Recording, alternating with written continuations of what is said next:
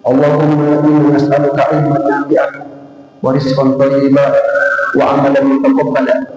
Rabbana ishrah lana sudurana wa yassir lana umurana wahlul 'uqdatam min alsinatina yafqahu aqwalana amma ba'd. Bapak Ibu, para orang tua kami, ayah bunda jamaah salat maghrib yang dirahmati oleh Allah Subhanahu wa taala.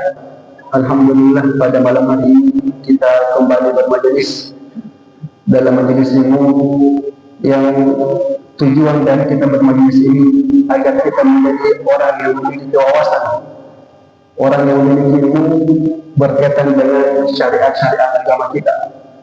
Dan orang yang berilmu, Bapak Ibu, itu Nabi telah menyampaikan dalam sebuah hadis, wa innal alima la yastaghfiru lahu kullu man fis samawati wal ardh, bahwasanya orang yang berilmu itu, Bapak Ibu, akan dimintakan ampun atas dosa-dosanya oleh seluruh makhluk yang ada di langit dan yang ada di bumi, hatta al-hitani fil ma', sampai-sampai ikan yang ada di dasar lautan juga ikut memintakan ampun bagi orang-orang yang mau belajar, yang mau menjadikan dirinya sebagai orang yang berilmu berkaitan dengan syariat-syariat agama Allah Subhanahu wa taala. Dan kita sudah bermajelis sejak lama, tepatnya tahun lalu, tapi sempat terpotong, dan kita telah membahas berkaitan tentang sirah nabawiyah. Dan kami memohon maaf Bapak Ibu karena tema sirah nabawiyah itu belum bisa kita lanjutkan karena dua hal. Yang pertama, karena kami tidak bisa menetap lama di Indonesia, sementara sirah nabawiyah itu adalah kajian yang bersambung, berseri. Dikhawatirkan bila kajian ini kita bawakan lantas tidak bisa bersambung karena kami tidak ada di sini, itu faedahnya kurang maksimal kepada jamaah. Dan takutnya karena ada kajian yang terpotong, ada pengetahuan yang disalah paham oleh jamaah. Oleh karenanya mungkin kami belum bisa melanjutkan kajian tentang sirah nabawiyah. Semoga di kesempatan yang akan datang kita bisa melanjutkan kajian tema tersebut. Sehingga Bapak Ibu sekalian, pada malam hari ini pengurus meminta kepada kami untuk membawakan tema fikih yang hubungannya erat dengan momentum Idul Adha insyaallah. Dan dalam membantu kajian kita, pembelajaran kita akan memakai buku Fikih Al-Muyassar, fikih yang disederhanakan. Dan alhamdulillah masjid kita memiliki 2 layar televisi dan kami akan share konten sehingga lebih memudahkan Bapak Ibu untuk belajar bersama-sama. Dan dalam buku ini Bapak Ibu, sebenarnya babnya itu yang pertama dibahas berkaitan tentang fikih kurban. Tetapi malam hari ini kami akan membahas terlebih dahulu fikih akikah, karena kurban akikah itu ada dalam satu bab, yaitu bab tentang penyembelihan. Kenapa kami melakukan fikih akikah?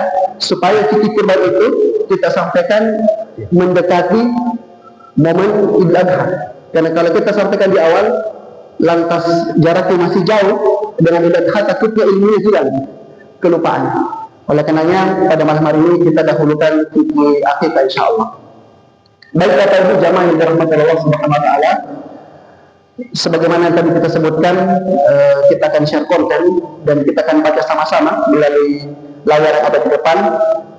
Dalam kitab ini disebutkan bab yang ke-7, fil aqiqati, pembahasan tentang akikah, wa fihi masail, dan di dalamnya terdapat beberapa persoalan.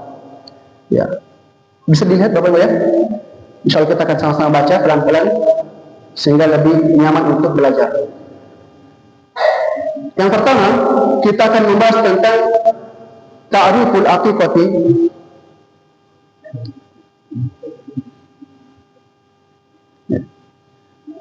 Definisi tentang akikah, kemudian apa hukumnya, dan yang ketiga, waktu pelaksanaan akikah ini. Itu persoalan yang pertama. Baik, ta'riful aqiqati, apakah definisi akikah itu? Secara bahasa, Bapak Ibu sekalian, akikah itu mustaqqatun minal aqi, ya. Minal aqi. Jadi akikah itu diambil dari kata al-aqi, dan al-aqu artinya adalah al-qata, memotong. Memotong.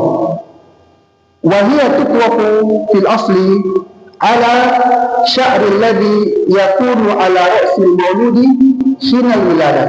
Dan istilah akikah ini diambil atau diberikan untuk menyebutkan rambut yang ada pada bayi yang baru lahir. Sehingga secara bahasa akikah ini adalah rambut yang ada pada bayi yang baru lahir. Itu secara bahasa. Kemudian definisi akikah secara syariat syar'i. Apa itu? Ma yudbahu lil mauludi, binatang yang disembelih untuk bayi yang baru lahir. Yauma sabi'ihi, pada hari ke-7 pasca kelahiran. Inda khalqi sya'rihi, dan juga pada saat itu dilakukan pencukuran rambut bayi tersebut. Sehingga akikah secara syariat adalah hewan yang disembelih untuk bayi yang baru lahir di hari ke-7 pasca kelahiran, dan juga pada saat itu rambutnya dicukur. Wa hiya min haqqil waladi, dan akikah itu Bapak Ibu adalah haknya anak yang merupakan tanggung jawab orang tuanya ala walidihi. Karena akikah itu bagian dari nafkah orang tua kepada anaknya. Akikah bagian dari nafkah orang tua terhadap anaknya. Baik, kita ingin memberikan sedikit catatan berkaitan tentang definisi akikah secara syariat. Kita coba buat catatan, Bapak sekalian. Tadi disebutkan akikah, ya, jelas Bapak ya, kurang besar ya.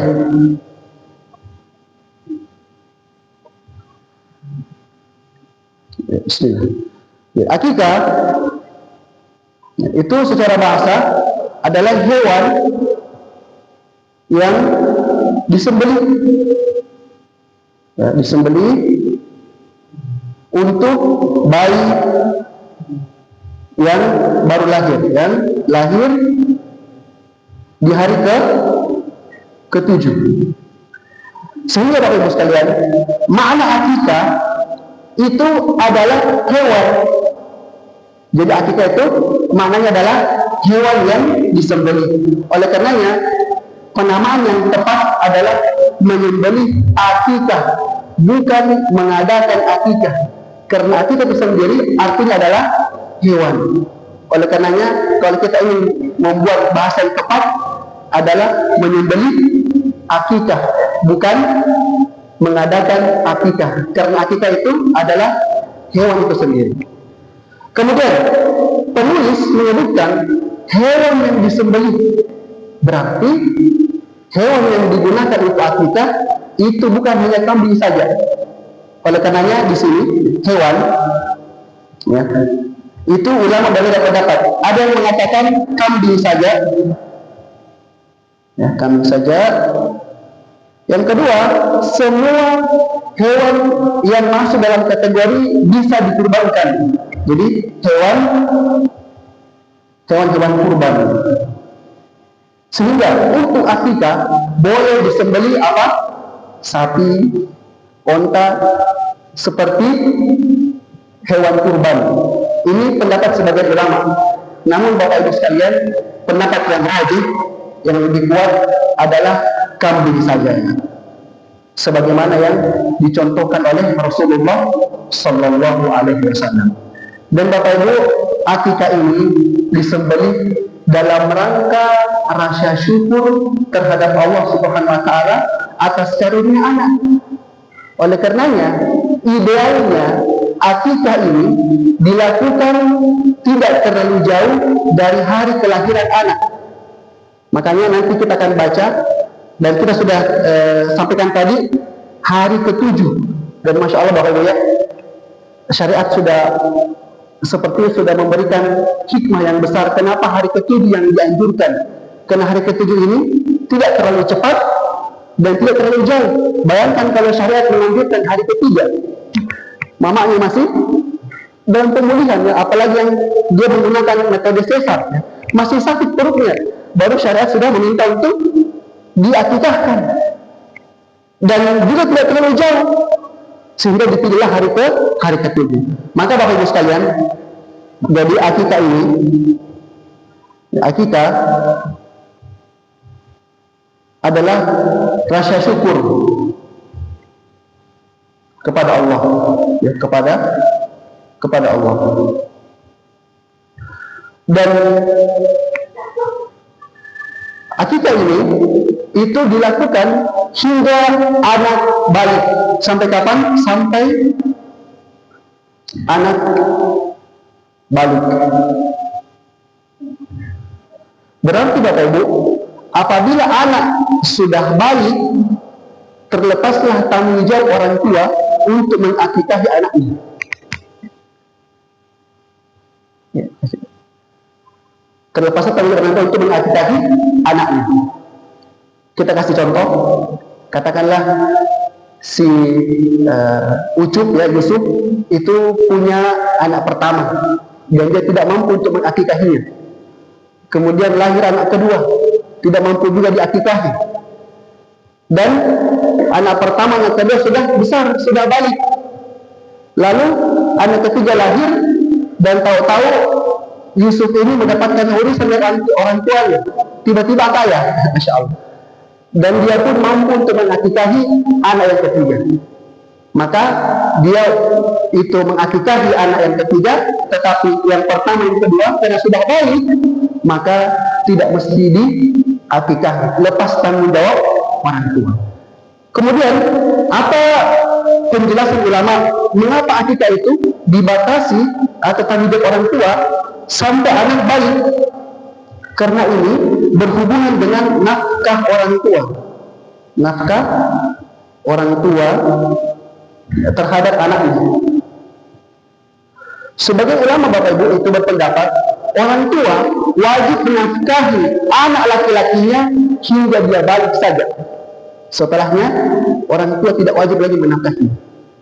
Artinya kalau orang tua tetap memberikan nafkah, tidak mengapa. Tetapi kalau tidak memberikan nafkah, maka tidak berdosa. Karena batasnya orang tua menafkahi anak laki-laki hingga dia balik. Oleh karena itu, ini dijadikan sebagai dasar akikah itu, karena dia adalah hak anak dari orang tuanya, sehingga akikah ini batasnya cuma sampai anak itu balik. Jadi kalau sudah balik, dia tidak wajib diakikah. Kemudian Bapak sekalian, mungkin muncul pertanyaan, kapan ke anak itu dikatakan balik? Kalau permasalahan balik, itu ulama memiliki ciri-ciri anak-anak itu sudah balik, dan tiap anak itu berbeda masa baliknya. Karena kalau laki-laki, ya secara umum laki-laki perempuan itu ditandai dengan munculnya bulu-bulu halus, ya, di bagian-bagian tertentu. Kemudian kalau perempuan itu haid, laki-laki itu mimpi basah. Nah kalau seandainya sudah ada tanda-tanda tersebut, maka anak tersebut sudah dikatakan balik. Nah apabila orang tua dalam kondisi itu belum diakikahi anaknya, maka tidak wajib lagi untuk diakikahi. Ya. Kalau seandainya anak-anak tersebut, Bapak, tidak haid-haid atau tidak mimpi basah, apa tandanya dia sudah balik? Umur. Laki-laki itu umur baliknya 13 sampai 14 tahun. Adapun perempuan itu 12 sampai 13 tahun. Jadi ratio itu antara 12 sampai 14 tahun. Anak-anak sudah dikatakan balik. Kemudian Bapak Ibu sekalian, kita kembali ke kitab kita. Wahia min haqqil waladi, akikah ini adalah hak anak dari orang tuanya, ala walidihi. Selanjutnya kita membaca hukum akikah. Apakah hukum akikah ini? Apakah dia wajib? Apakah sunnah saja? Berkata mu'allif, al-aqiqatu sunnatu muakkadah. Ternyata Bapak Ibu, meskipun akikah ini adalah haknya anak, dia hanya sunnah yang ditekankan. Jadi kalau ditanya apa hukumnya akikah, itu hanya sunnah muakkadah, sunnah yang ditekankan. Artinya kalau orang tua itu mampu, akikahi anak. Dan kalau tidak mampu, tidak ada dana, maka tidak mengapa tidak diakikah. Sebagaimana hadis yang datang dari Salman bin Amir Ad-Dabbi, kata beliau, sami'tu Rasulullah sallallahu alaihi wasallam yaqul, saya mendengar Nabi mengatakan, ma'al gulami aqiqatihi, setiap anak laki-laki itu atau setiap bayi yang lahir ada akikahnya. Fa'ahriku anhu daman, maka caranya adalah dengan mengalirkan darah untuknya. Wa amitu anhu al-adha, dan bersihkan kotoran darinya. Apa maksud dibersihkan kotoran, Pak? Apa maksudnya? Cukur. Maksudnya adalah cukur, dicukur rambutnya. Kemudian hadis yang kedua dari sahabat Samurah bin Jundub, anna Nabiya sallallahu alaihi wasallam qala, Nabi mengatakan, kullu gulamin rohinatun, setiap anak yang baru lahir itu tergadaikan bi aqiqatihi, dengan akikahnya. Tuzbahu anhu yawma sabi'ati, maka dia itu mesti disembelihkan untuknya hewan akikah yauma sabi'ati, di hari ketujuh. Wa yusamma, kemudian diberi nama, wa yuhlaqu ra'suhu, dan dicukur rambutnya. Kemudian hadis yang ketiga, hadis Abdullah bin Amr bin As, kata Nabi, man wulida lahu waladun, siapa yang lahir anaknya, fa'ahabba, dan dia mau ayyansuqu anhu, mau menusukkannya, fa'yansuq, maka hendaklah dia menusukkannya. Jadi Bapak Ibu, dari hadis ini akikah itu punya nama lain. Apa namanya? Ini an-nasuka, ayyansuka. Jadi namanya itu an-nasikah, apa ya? An-nasikah, dari kata nasakah. Yang suku, masya Allah ya, ini belajar bahasa Arab ya. Yang suku manasik, ya, manasik umroh, manasik haji. Dan Bapak Ibu, ternyata istilah nasikah ini lebih disukai dibandingkan istilah akikah. Jadi pernah ada sahabat bertanya tentang akikah, maka Nabi ubah istilahnya menjadi an-nasikah. Jadi kalau mau, ini ilmu baru ya, ternyata akikah itu punya nama lain, an-nasikah, dan ini ternyata lebih disukai oleh Rasulullah sallallahu alaihi wasallam. Kemudian Bapak Ibu, tadi kita mendengarkan sebuah hadis ya, dari sahabat Samurah yang mengatakan kullu gulamin rohina, setiap bayi yang lahir itu statusnya tergadaikan di akikatihi, sampai dia di akikah. Kita coba komentar sedikit ya tentang apa makna ya tergadaikan. Jadi tergadaikan sampai akikah. Nah Bapak Ibu, apa makna tergadaikan? Sebagai analogi sederhana supaya kita bisa memahami kalam ulama dengan baik. Kalau ada orang Pak punya barang, lantas barang ini dia gadaikan dengan imbalan uang sebesar katakanlah 3 juta rupiah. Apakah orang tersebut bisa memanfaatkan barang itu? Bisa? Tidak bisa. Saya kasih contoh yang lebih gampang. Ini HP saya gadaikan ke Pak Anto sebesar 3 juta. Jadi Pak Anto kasih orang 3 juta, jaminannya ini HP saya gadaikan. Apakah saya bisa memanfaatkan HP saya ketika saya gadaikan ke Pak Anto? Tidak bisa. Kapan saya bisa manfaatkan? Setelah saya tebus sebesar 3 juta rupiah. Sehingga kata para ulama, anak yang belum diakikahi, statusnya apa? Tergadaikan. Apa makna tergadaikan ini? Dari analogi sudah kita sampaikan, kata para ulama, orang tua tidak bisa mendapatkan manfaat maksimal dari anaknya selama belum diakikahi. Saya ulang, anaknya itu tidak bisa memberikan manfaat yang maksimal kepada orang tuanya. Jadi makna tergadaikan di sini, anak tak bisa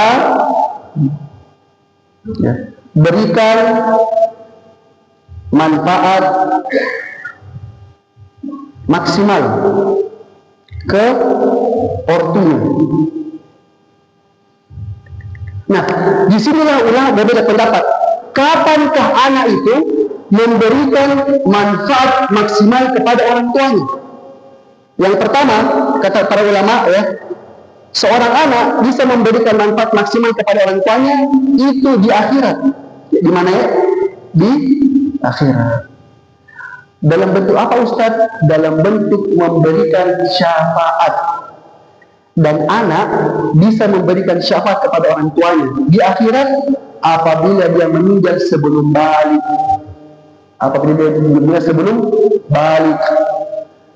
Dan anak yang meninggal sebelum balik itu kan dosanya belum ada. Tapi kalau dia beramal soleh, pahalanya sudah dicatat. Anak yang seperti ini, Bapak Ibu, bila dia meninggal di hari kiamat kelak, dia bisa memberikan syafaat bagi orang tua. Masya Allah. Jadi Bapak Ibu yang mungkin pernah dikaruniai anak lantas wafat sebelum dia balik, itu luar biasa pahalanya. Karena pada hari kiamat dia akan mendapatkan syafaat dari anaknya tersebut. Cuman Bapak Ibu, bila anak tersebut meninggal sebelum balik, lantas belum diakikahi, maka orang tuanya pada hari kiamat tidak mendapatkan manfaat tersebut. Jadi di sini dikatakan anak wafat sebelum balik dan belum akikah, maka dia syafaat tidak ada kepada orang tuanya. Tidak ada. Dan ini pendapatnya Imam Ahmad bin Hanbal.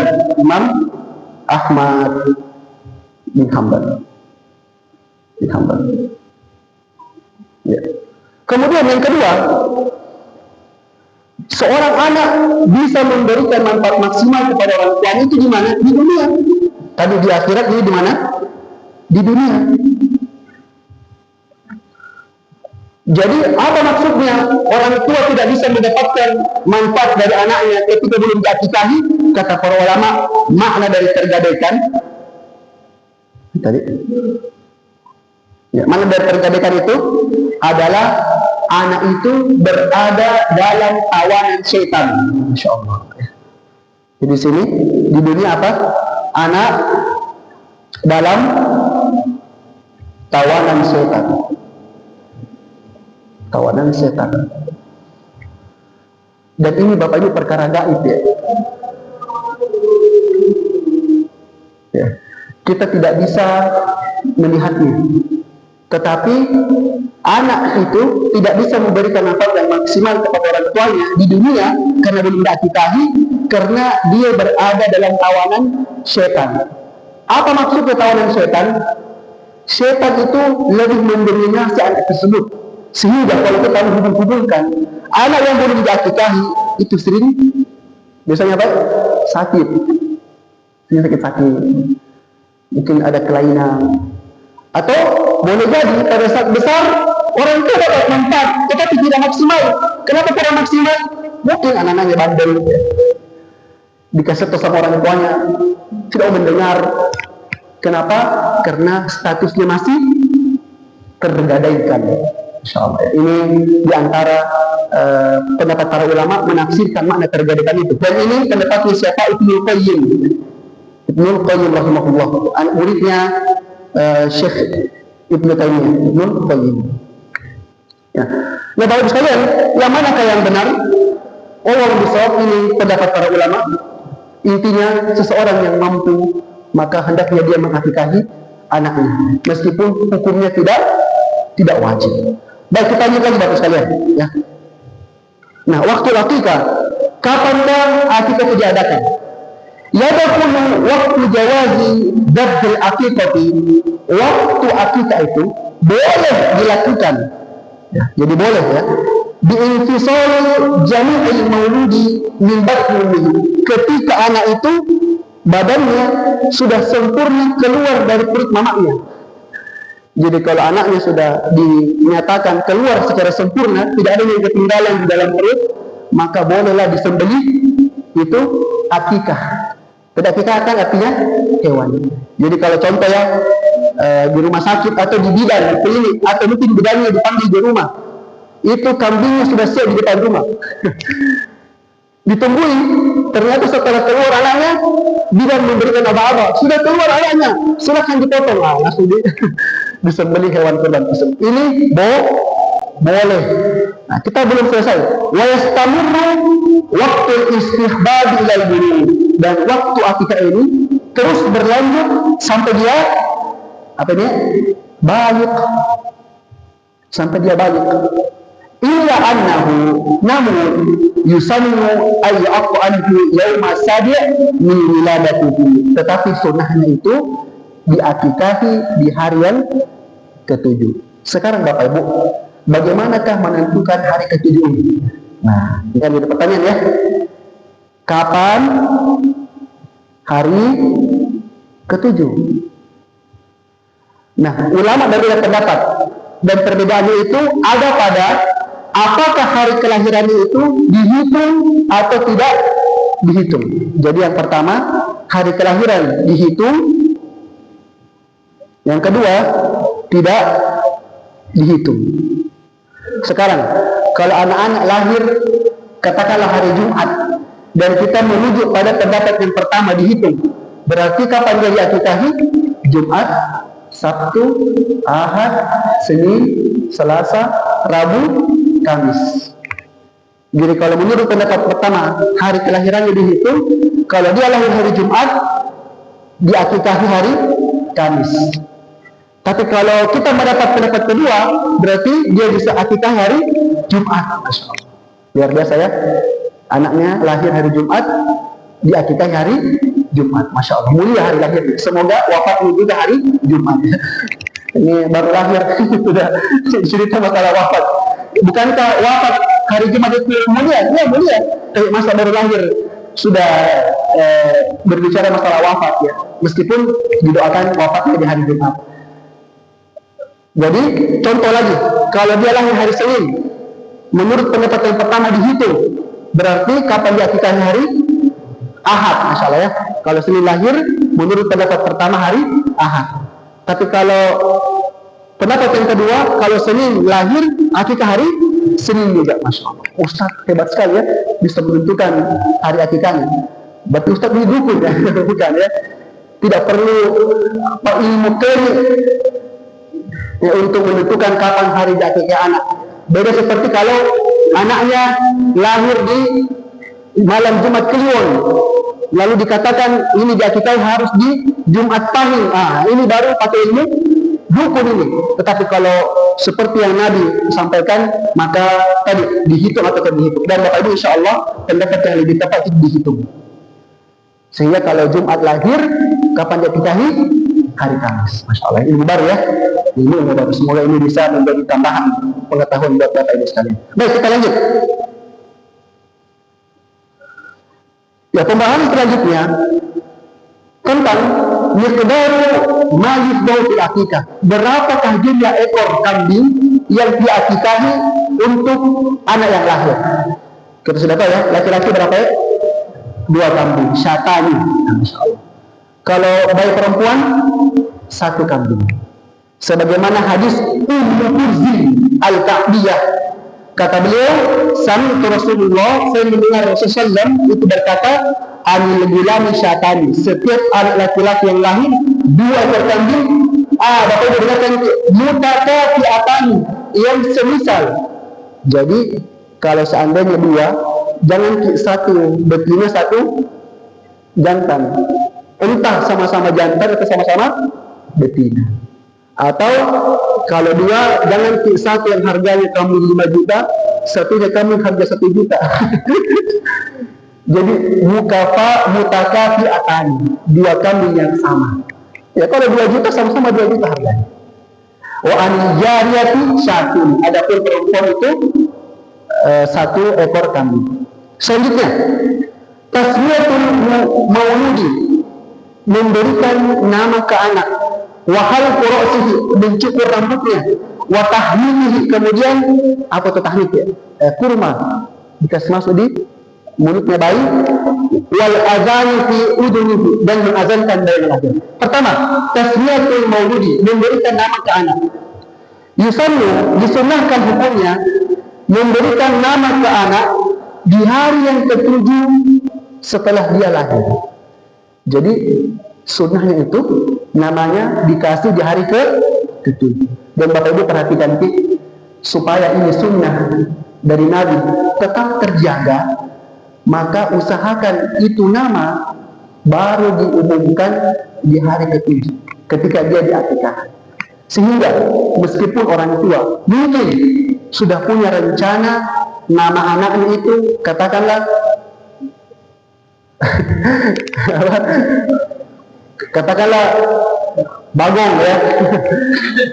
Dia sudah mau nama Bagong, tetapi untuk menjaga sunnah ini jangan sampai bocor. Jadi kalau lahir anaknya baru ada yang tanya siapa namanya anaknya ini, diam-diam mati saja. Jangan mikir dulu. Meskipun sudah ada nih, kita siapkan namanya itu, tetapi nanti kita kasih tahu bersamaan dengan undangan akikah. Insyaallah kalau datang akikah kan ditulis itu nama anak-anak. Ini dalam rangka menjaga sunnah. Jadi kita sering lihat ya, itu anak-anak bahkan belum lahir sudah ada namanya, sudah disebar.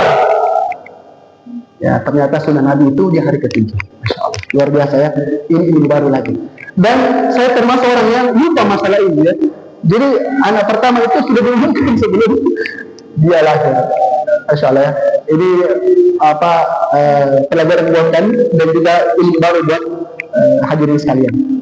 Apa dalilnya?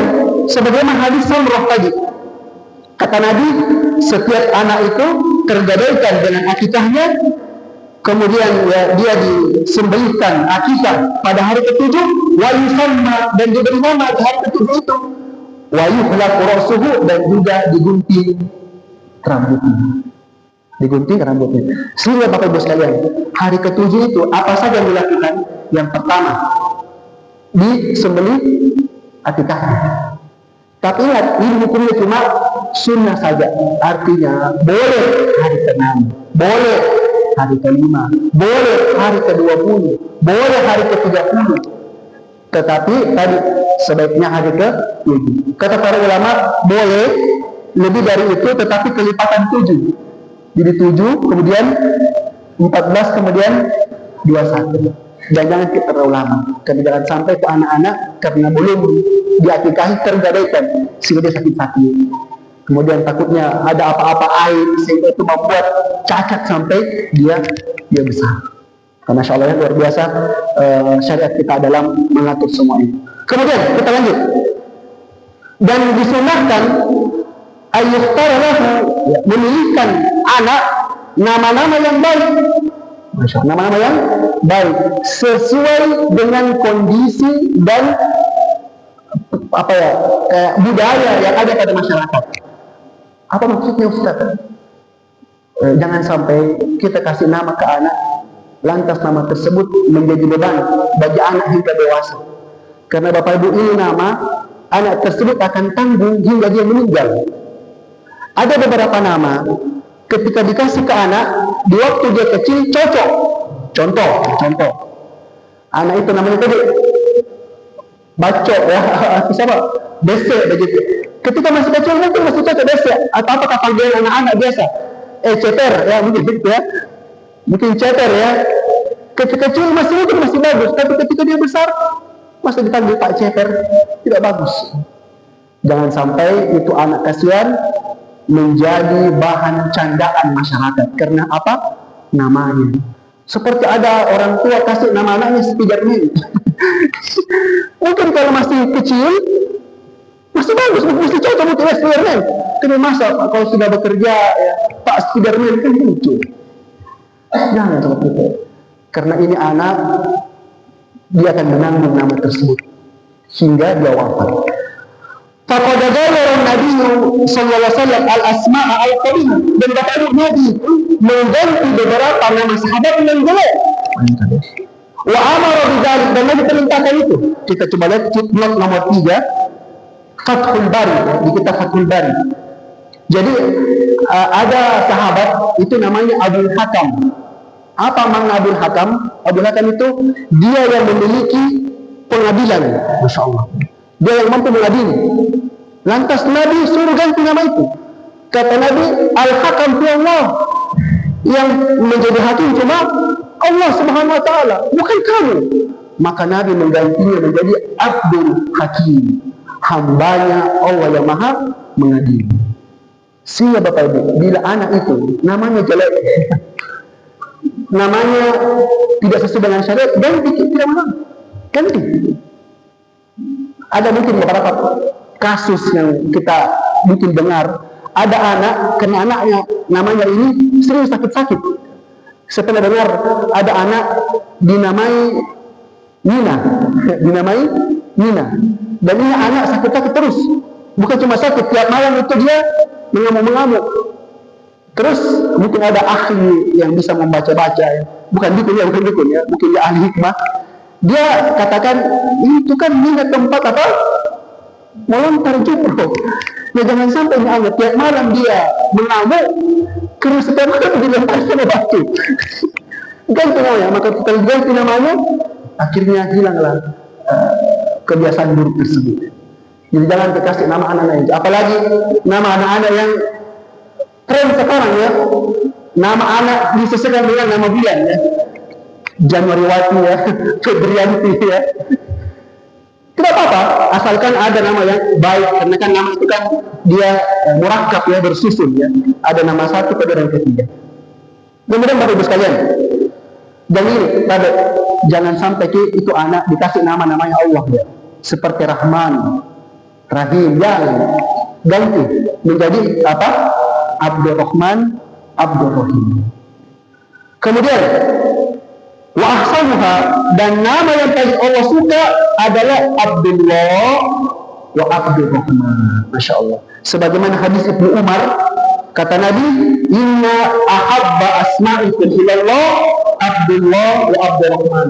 Nama yang paling Allah suka adalah Abdullah dan Abdurrahman. Ayah bunda, kami waktu kuliah di Madinah, Masya Allah, itu absen kelas. Itu Abdullah banyak sekali. Abdullah terus. Jadi apa yang bisa kita bedakan? Nama bapaknya. Kalau nama bapaknya sama lagi, maka kampungnya.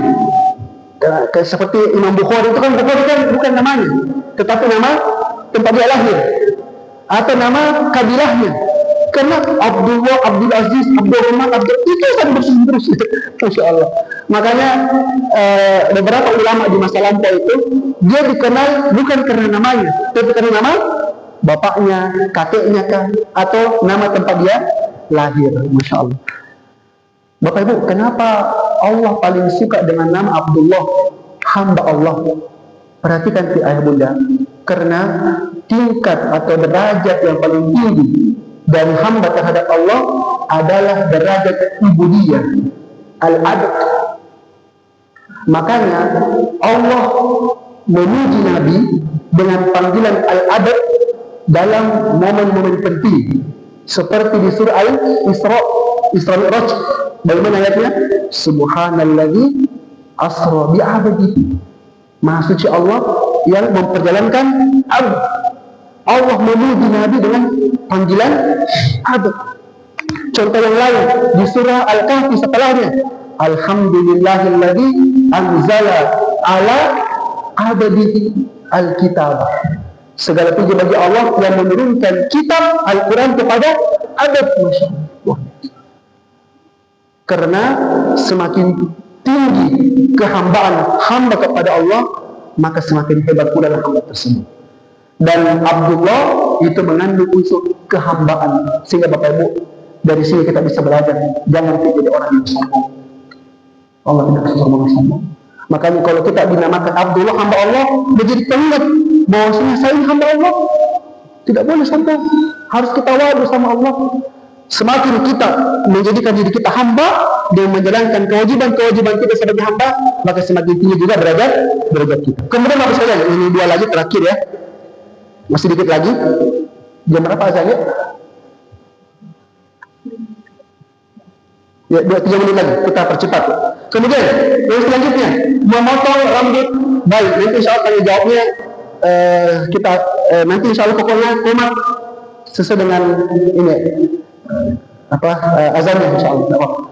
Kemudian kita lanjut. Wa yusannu halqu ra'sihi, dan sunnah untuk mencukur rambut laki-laki maupun perempuan. Jadi menurut mazhab Hambali, laki-laki perempuan harus dicukur gundul. Tapi sebagian ulama mengatakan laki-laki saja, karena perempuan itu ciri khasnya rambutnya panjang, jangan dicukur kasihan. Tetapi menurut Imam Ahmad, dan ini buku berdasarkan Hambali, laki-laki perempuan itu dicukur. Kemudian Bapak Ibu, ini rambut yang dicukur di hari ke-7 setelah disembelih akikahnya, disedekahkan seberat perak. Berapa sih beratnya itu rambutnya anak bayi? Rambut jagung yang masih tipis dan tidak semua kepalanya ada rambut. Itu katakanlah 2 gram ya. Dan 1 gram perak itu berapa harganya? Sekitar 100.000, 200.000 ya. Sehingga kalau 2 gram katakanlah ya 500.000. Ini kita sedekahkan ke panti asuhan kah, ke masjid kah, kemana ya. Sehingga dicukur baru ditimbang 1-2 gram, kemudian disedekahkan seharga fiddah, seharga perak. Kemudian lanjut, tahnikul maulud, memberikan kurma ke mulut bayi. Apa itu? Huwa maghdud tamr, melumatkan kurma. Jadi Bapak Ibu, bukan kurma yang kasih masuk di mulut beliau, bukan. Tetapi kurma itu dilumatkan oleh orang soleh. Orang soleh itu melumatkan kurma, kemudian diambillah air liur. Dengan air liur orang soleh tersebut, kemudian dikasih masuk ke mulutnya bayi. Wadallaka hankal mauludi bihi, kemudian dikasih putar-putar di mulut bayi sampai yanzila syai'un minhu yajawfu, sampai ada yang rasa manis lalu turun ke tenggorokannya. Bapak Ibu ingat, perhatikan baik, ini anak kan baru lahir kasihan, dan yang mau masuk di mulut dia itu air liurnya orang. Maka jangan sampai orang yang punya air liur itu dia punya penyakit, atau minta maaf sekali, mungkin dia perokok. Jangan ya. Dan ini banyak yang berlahir kasihan. Ustaz ini merokok. Bagaimana ini? Orang soleh ini merokok. Ya, janganlah. Ini yang baru lahir kasihan. Jangan seperti itu. Karena Bapak Ibu, jangan juga sampai salah mentahnik, karena ada kasus seorang anak meninggal karena yang dia kasih masuk itu kurma yang kulit kurma, kemudian tidak semuanya tertahan, akhirnya sakit, bolak-balik ke dokter, meninggal.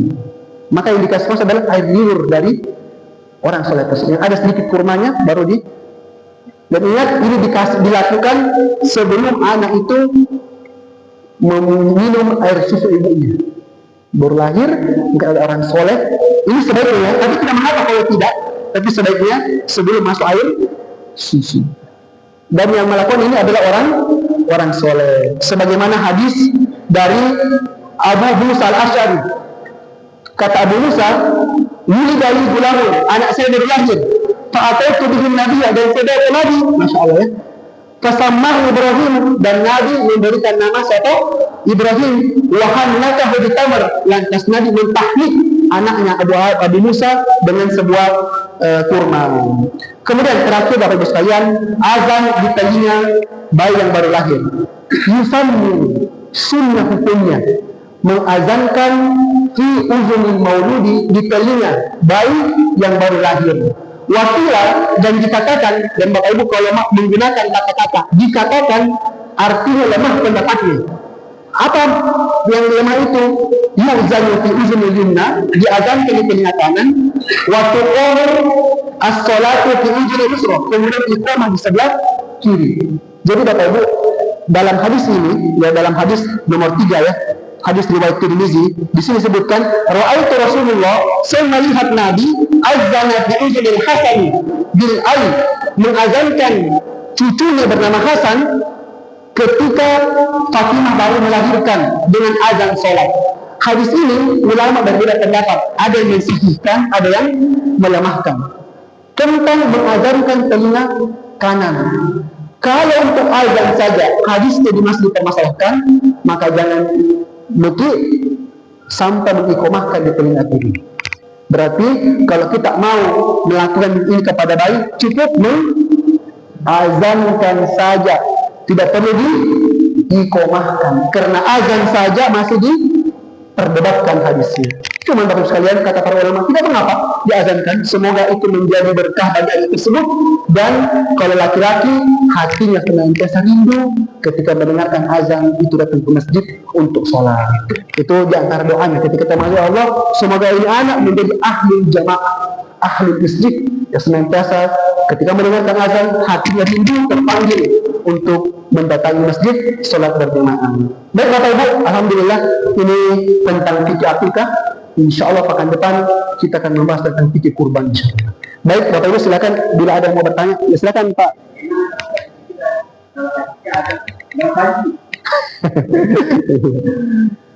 Iya, Pak Kiai Bapak Ji, Barasanji itu isinya ada sejarah Nabi, dan di dalamnya juga ada puji-pujian kepada Nabi, ada salawat kepada Nabi. Sebenarnya Barasanji itu karena di dalamnya ada sejarah Nabi, bagus. Tetapi kan kalau kita baca Barasanji itu kan niatnya kan mau diperdengarkan kepada orang yang hadir, dan mereka tidak paham dengan bahasa Barasanji. Nah kalau seandainya Barasanji ini, Bapak Ibu, ini ilmu yang kami dapatkan, itu diniatkan untuk mendapatkan pahala dengan membaca itu dan memberikan keberkahan, ini yang kurang tepat. Tapi kalau saya sekedar dibacakan, tapi tujuan juga tidak bisa tercapai. Kalau dibacakan kan niatnya kan untuk didengarkan oleh, dipahami oleh jamaah yang hadir. Dan walau yang disawab, saya belum baca secara langsung, tetapi bila seandainya di dalam Barasanji tersebut ada pujian yang memenuhi kedudukan Nabi, itu kurang tepat. Karena Nabi itu lebih senang kita salawat kepadanya daripada memuji. Bapak Ibu sekalian, Nabi itu kita bersalawat kepadanya bukan memujinya. Dan Nabi hanya mengajarkan kita untuk salawat, Allahumma sholli wa sallim ala Muhammad. Adapun pujian-pujian, karena kan biasanya begini, kalau salawat kita lihat salawatnya bagus, tetapi ternyata kalau kita lihat itu salawatnya cuma 10%, 90%-nya puji-pujian. Sementara yang Allah lakukan itu adalah salawat. Allah lebih sawab. Kalau saya Bapak Haji itu tidak ikut-ikutan, saya sesuai dengan apa yang tadi kita bacakan. Nabi itu di hari ke-7 akikah, kasih nama gunting rambut, selesai. Ada lagi bertanyakan? Ya. Terkait dengan nama yang diberikan kepada Iya. tadi sebanyak tidak dibocorkan. Jangan dibocorkan dulu ya. Tetapi kan pada umumnya sekarang ya, kita membuat dana sebelum dan tindakan itu sudah mencantumkan nama. Kalau begitu Om Yo, jangan mencantumkan nanti. Kapan dilihat nanti kalau datang ke acaranya, kita ada di situ ditaruh pamflet, bukan pamflet, apa baliho ya, nama anak tersebut ya. Om ini dalam rangka menjaga sunnah, ya. Menjaga sunnah. Maksudnya ini sunnah kalau tidak kita praktekkan hilang di masyarakat. Hilang di masyarakat. Ada lagi Bapak Ibu? Ya silakan Pak. Hari terakhir itu membagi atau Oh Masya Allah, pertanyaannya Bapak Haji lebih detail lagi. Kalau lahirnya di malam hari, maka ulama sepakat hari lahirnya tidak dihitung. Hari lahirnya tidak dihitung. Jadi kalau lahir ke Jumat malam, berarti kapan dia akikah? Hari Jumat. Karena Jumatnya tidak dihitung. Kalau seandainya lahir di siang hari, inilah ulama berbeda. Apakah dihitung atau tidak dihitung? Namun Bapak Haji fleksibel insya Allah. Kalau saya jamin terlalu rinci, tapi cukup nih. Lahir pagi siang, pagi malam, entah dihitung atau tidak dihitung. Ya, ada lagi?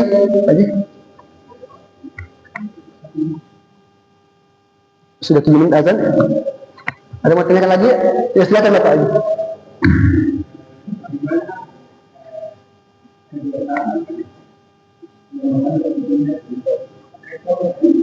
Iya.